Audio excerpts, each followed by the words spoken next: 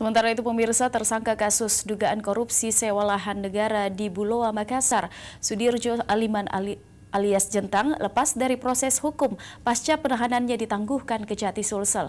Jentang melalui kuasa hukumnya akan mengupayakan agar penyidik Kejati mengeluarkan SP3.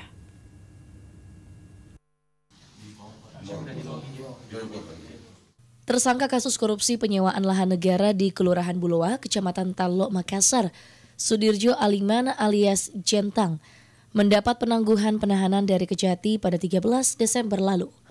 Tim kuasa hukum Jentang saat ini sementara mengupayakan agar kasus korupsi yang membelit kliennya di SP3 atau diberhentikan.